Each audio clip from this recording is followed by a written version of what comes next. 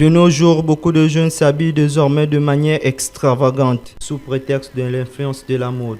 Les unes parlent de style et pour d'autres, c'est la tendance. À l'âge où le corps se métamorphose, les jeunes filles fières de leur forme mettent parfois des tenues qui portent atteinte à la pudeur d'autrui. Le style vestimentaire est devenu un marqueur sexuel. Les jeunes qui souhaitent séduire l'utilisent comme un moyen d'attirer le regard de l'autre et tester sa capacité à plaire à l'autre sexe. Je dois vous dire que la manière dont les jeunes filles s'habillent est catastrophique. Vraiment, les 80% de jeunes filles s'exposent à un corps de femme.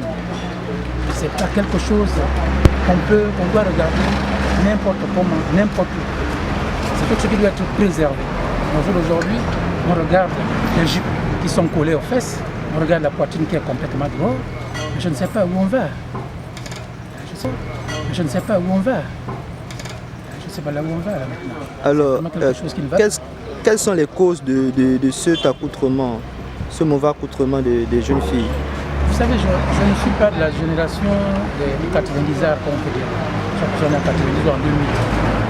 Moi, je crois que les causes aujourd'hui pour certaines filles, parce que le mieux aurait été que si vous rencontrez une fille qui est mal habillée, demandez-lui pourquoi elle s'habille comme ça. Et moi, à regarder de loin, je pense que ces jeunes filles-là, non seulement à se prostituer, parce que l'accoutrement, ce n'est pas la tête qui s'habille, je dis ça comme ça, mais c'est le cœur.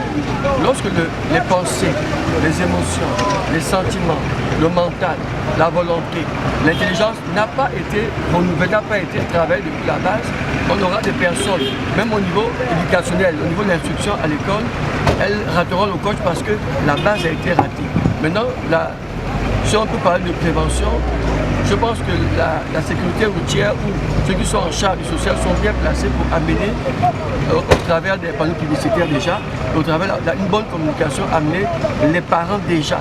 Parce que la responsabilité est d'abord parentale, les parents déjà, et ensuite les jeunes filles, et par là les adultes à prendre leurs responsabilités. Si la mode apporte le confort aux jeunes, même en y associant quelques réserves, elle peut aussi avoir des causes négatives. Les causes aujourd'hui pour certaines filles, parce que le mieux aurait été que si vous rencontrez une fille qui est mal habillée, demandez-lui pourquoi elle s'habille comme ça.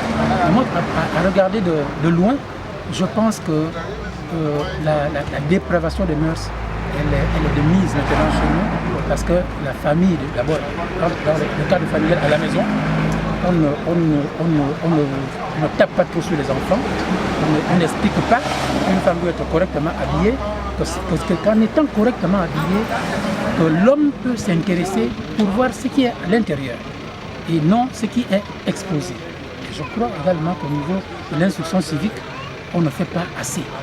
Parce que nous, je m'en souviens, à l'époque, au lycée, on regardait comment la fille était tressée, on regardait comment la fille était habillée, on renvoyait les enfants systématiquement lorsqu'on constate que ce soit l'homme ou la femme, lorsque vous êtes mal vêtu, vous êtes renvoyé. Mais au jour d'aujourd'hui, on constate que les filles vont à l'école, au lycée, habillées de n'importe quelle manière. Et ce n'est pas suivi des faits. On ne fait ni dans la pédagogie, ni dans la répression. C'est ce qui, à mon avis, cause le problème. Entre la publicité et la pression sociale, les jeunes sont constamment exposés aux dictats de la mode. Ce sont les parents qui en font souvent les frais, car il n'est pas toujours évident de gérer les caprices de sa progéniture sur ce sujet très délicat.